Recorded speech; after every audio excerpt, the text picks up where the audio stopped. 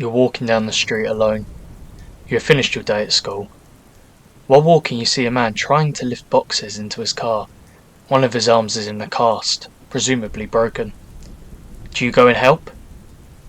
Unfortunately, if you were in America between 1974 to 1978, this may have been your final mistake, as the man you had just assisted was Ted Bundy. Hello, people of the internet. What the f am I talking about? Hello, and welcome to this video on Ted Bundy. I have my Ted Bundy shirt on today for this video. See? Did I buy this shirt just for this video? No. But will I wear this shirt for the rest of the video? No. Sorry for the messy hair. Wait, let me sort this out 1 second. That's better. Today we are covering Ted Bundy, also known as the Lady Killer, also known as the Campus Killer, one of the most notorious serial killers in America and in the world, really. We have this wonderful encyclopedia of serial killers up on display here to help assist with some of the information. Ted Bundy was an infamous serial killer in the 1970s who murdered 30 women, but is suspected to have killed many more. Ted stood out in the 1970s from other serial killers like David Berkowitz, also known as the Son of Sam, and Charles Manson, also known as the Master of Groove. Ted stood out because he was a clean-cut, educated, somewhat handsome guy. The term of serial killer was very new to America during the 70s, and Ted Bundy scared many Americans due to the term of serial killer being very new and him being very standout, very clean-cut, ordinary guy. Ted Bundy's main method of killing was bludgeoning and asphyxiation. Big words. Bludgeoning being hit very hard and asphyxiation being grabbed very hard in the throat region. There are 4 types of serial killers, as stated in the Ultimate Serial Killer Trivia book. Ted falls into the hedonistic, another big word, hedonistic serial killers kill for their own satisfaction. It's normally sexual. Ted is also a psychopath, which is defined as a person who is manipulative, dishonest, narcissistic, unremorseful, non-empathetic, and exploitative. This is stated from Very Well Mind, the website. Ted is confirmed of killing 30 women, but is suspected of killing many more. He was active for 4 years in his killing spree. And his locations were all across America. So with that short introduction of Ted out of the way, let's get into his life. Ted Bundy was born on the 24th of November 1946 as Theodore Robert Conwell. You knew something was going to go wrong when you've got the name Theodore. Ted Bundy was a normal child living in the northeast Philadelphia's Roxborough neighborhood. He wasn't a very popular child, often being teased by the other boys for a speech impediment he had, although he states he had many playmates and would often play with children in the street. In the first 3 years of his life, Bundy lived with his grandparents to avoid the stigma of him being born out of a wedlock. Bundy knew his mother and was raised by her later in his life. However, he did not always know this. He always thought his grandparents were his real parents, and his mum was his older sister. This meant when Ted found out the truth, he hated his mother for never telling him about his real family and the fact he did not know who his real father was. In 1951, his mother Louise met Johnny Culpepper Bundy. They married later that year, and Johnny formally adopted Ted. Ted did not like his stepfather, although his father did try to include him in everything. Ted reportedly told his girlfriend at the time that Johnny was not his real father and not very bright, something we will see a lot with Ted, thinking he is smarter and better than others, also known as the average Call of Duty player. When Buddy was a little bit older, he began exhibiting more concerning behaviour, such as picking pictures of naked women out of bins, or being a peeping Tom. Or a peeping Ted.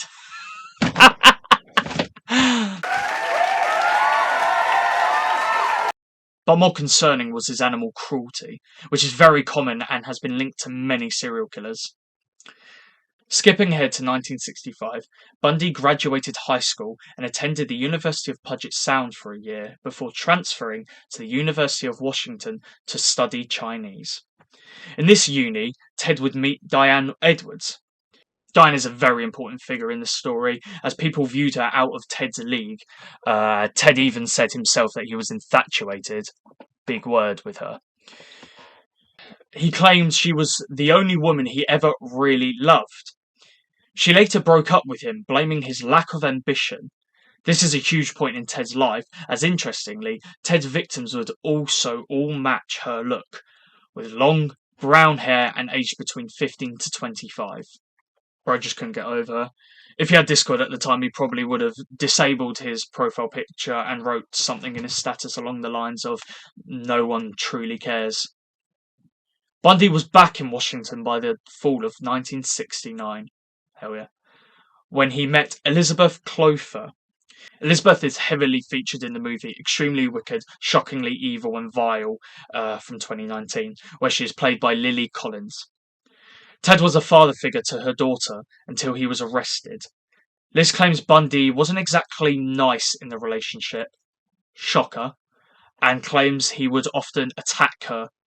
Now, I don't know about you guys, but Bundy's giving off a red flag.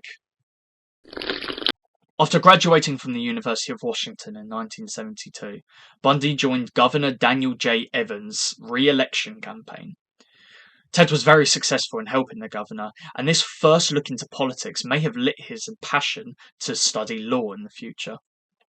Bundy was accepted into the law school of UPS and the University of Utah on the strength of his letter of recommendation from Evans, Davis, and several University of Washington psychology professors.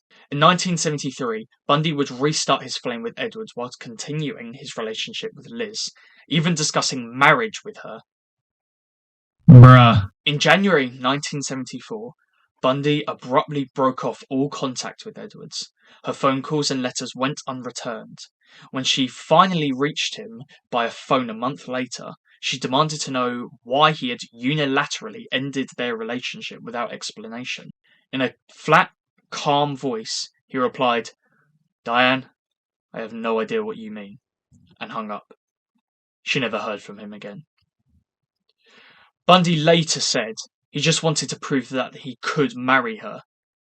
By this time, Ted had started skipping law classes, and then he had stopped attending entirely as young women around the campus began to disappear. I wonder why that was.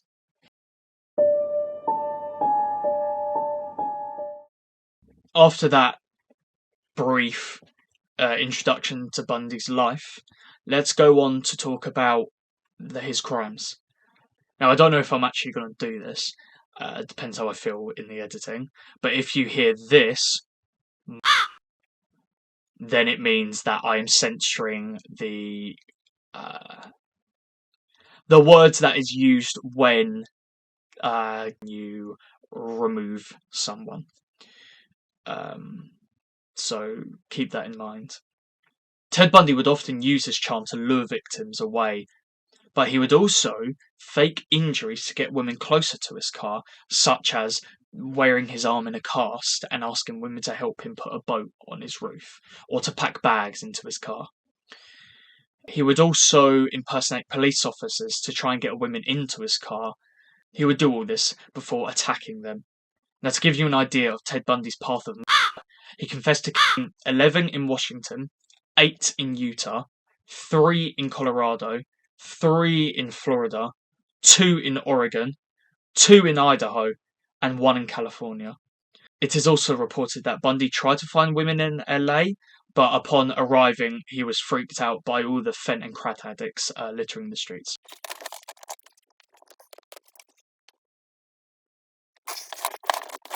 This guy was so twisted that in 1974, whilst Bundy was out murdering women and the police were investigating and uncovering no leads, he himself was writing to the Seattle Crime Commission and giving them ideas on how to prevent rape and crimes against women.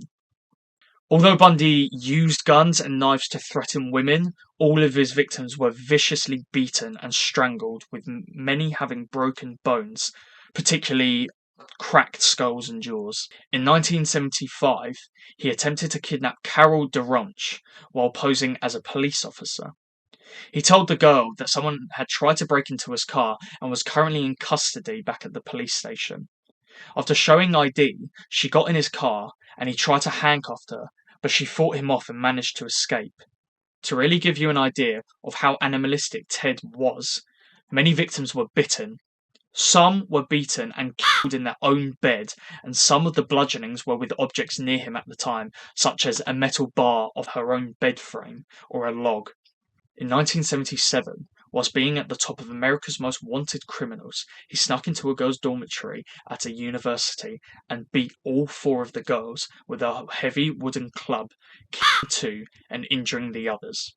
He, like many other serial killers, also kept souvenirs of his victims, like skulls and body parts. His murder spree was spread over 4 years, his first being on January 4th, 1974, and his final victim being on February 9th, 1978, and she was only a 12-year-old girl. Bundy was driving from state to state to avoid detection, flying in and out of others, and once in a new state, he went back to luring and murdering women.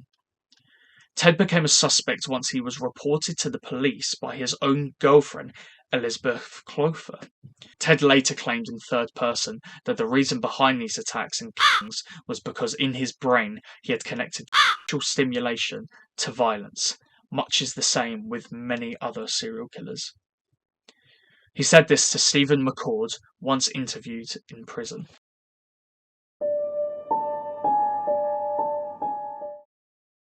Now let's talk about Bundy's arrest and his prison time.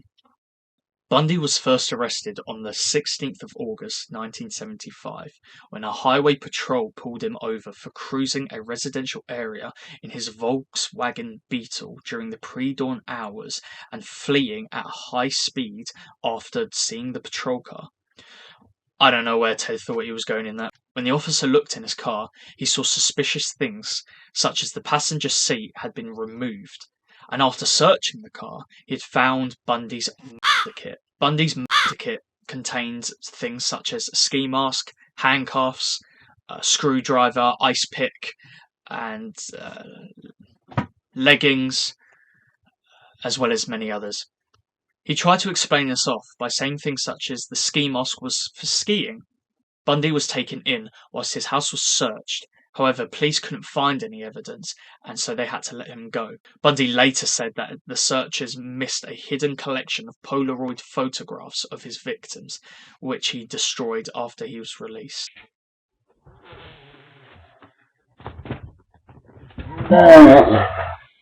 In September, Bundy sold his Beetle, and the police managed to get their hands of it and impounded it. In the car, they found hairs matching to one of the dead women in Utah. On October 2nd, detectives put Bundy into a lineup. A woman called DeRonch, who we had mentioned earlier, the woman that Ted Bundy had previously attacked and tried to kidnap, immediately identified him.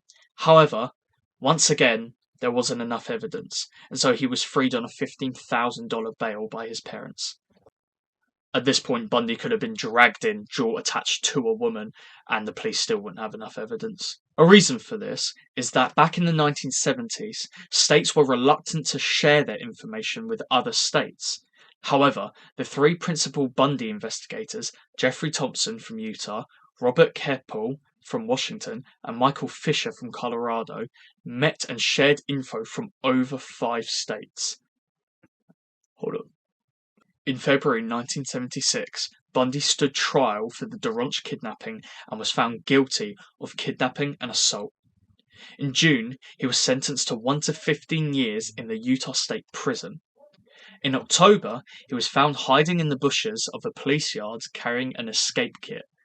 Road maps, airline schedules, and social security cards were all included in this kit. Bundy spent several weeks in solitary confinement for this. Bro thinks it's jailbreak from Roblox. Like, what? Later that month, Colorado authorities charged him with Kemple's murder. When he went to court for his preliminary hearing, Bundy chose to represent himself, which meant he didn't have to wear handcuffs or leg shackles. During a break, Bundy went to the library and, while shielded from the guard's view, jumped out of a window on the second floor and limped away. He later said he trained for this for weeks in preparation, jumping from his bunk bed, conditioning his legs for the impact. No need for an escape kit this time. Bundy had fled into the mountains and was a fugitive for 6 to 10 days before being caught again. Bundy assembled a new escape plan. He acquired a detailed floor plan of the Garfield He acquired a detailed floor plan for the Garfield County Jail and a hacksaw blade from other inmates. He accumulated $500 in cash and smuggled it in over a 6-month period by visitors, Carol Boom in particular. I figure we will see play a bigger role later in the story. During the evenings, while other prisoners were showering, he sawed a hole about 1 square foot between the steel reinforcing bars in his cell ceiling. Having lost 35 pounds, he was able to wriggle through and explore the crawl space above. Then, on the night of December 30th, with most guards being away for the Christmas holidays, Ted bundled books under his blanket like an 8-year-old child trying to trick their mum, and escaped. In Florida, Ted was rearrested and bathed in the spotlight when the cameras were on him. The trial was covered by 250 reporters from 5 continents and was the first to be televised nationally in the United States. In modern terms, think big TikTok, huge likes, millions of likes and shares, with only Subway Surfers playing underneath it. Ted represented himself and was very charismatic, smiling at the cameras and trying to charm the court throughout. A lot of women in the court were actually fans of Ted and found him very attractive. Thank God they didn't have TikTok. Ted was so comfortable during his trial, in fact, he proposed to his lover and defender, Carolyn Ann Boone, and due to the Florida marriage rules, they were married then and there. Luckily, they did have enough evidence this time, and Bundy was sentenced for a 3rd time to death by electrocution on the 24th of July, 1979. After his sentencing, many, including his wife and mother, claimed Bundy's innocence and believed it till their passing. Bundy continued to plead innocent throughout his prison time until he confessed to 30 murders.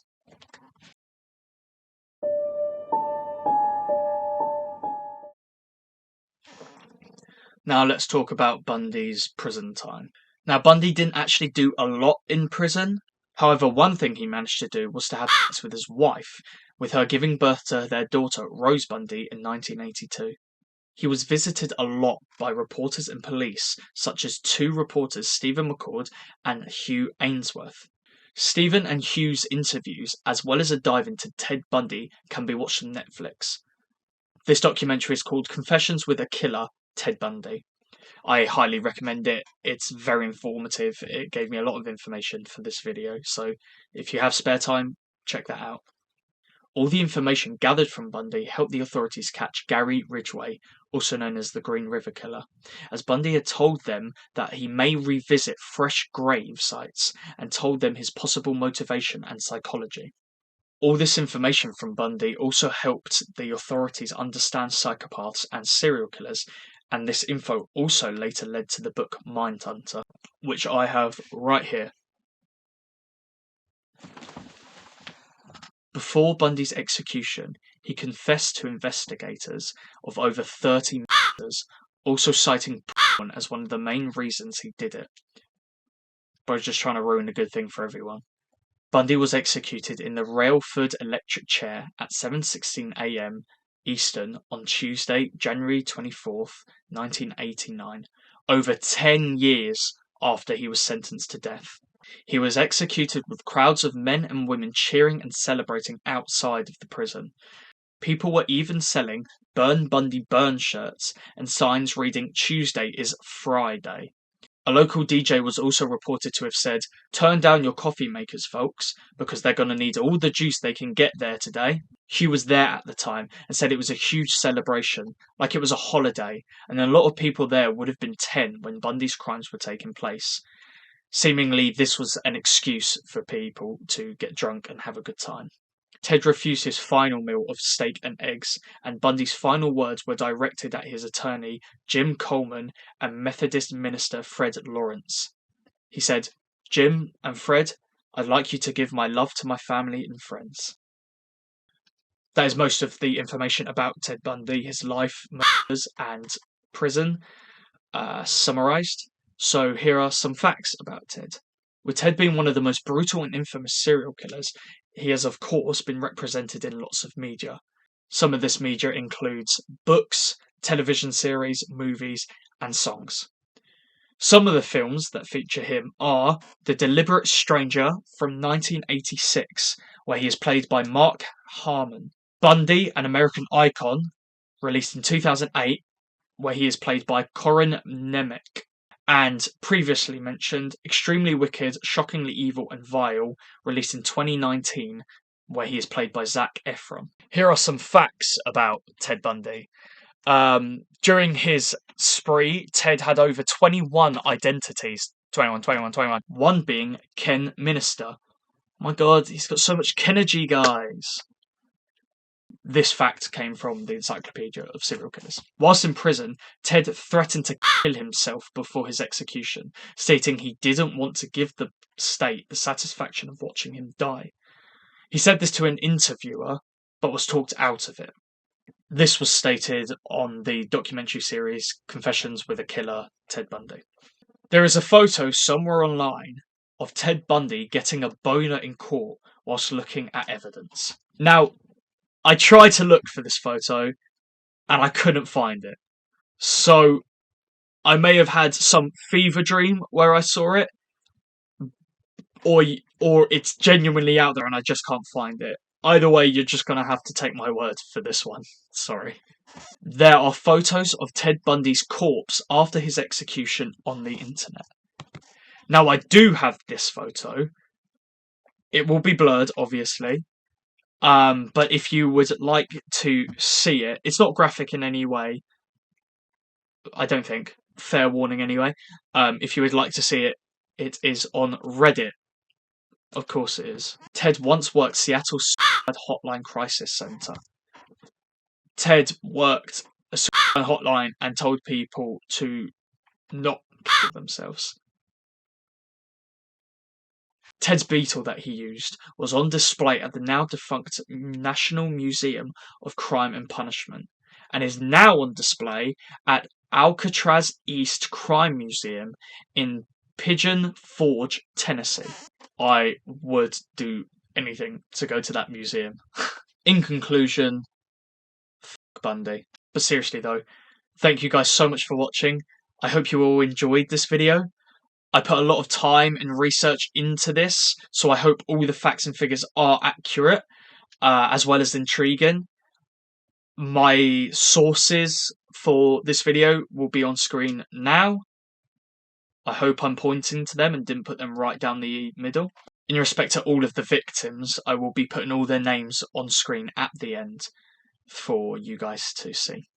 If some of these facts aren't accurate, and you know of this, please comment, and I will do my best to change that and fix that for you guys. Thank you guys so much for watching. If you enjoyed today's videos, please like and subscribe, because it would make me blush and kick my feet in the air. A comment would also be greatly appreciated. It helps me understand what you guys want to see and helps me understand how to correct these videos for your viewing pleasure. Just look right into that light. Thank you all so much for watching today's video. Please, again, like and subscribe. And, hold on. And stay safe out there, because you never know who's out there.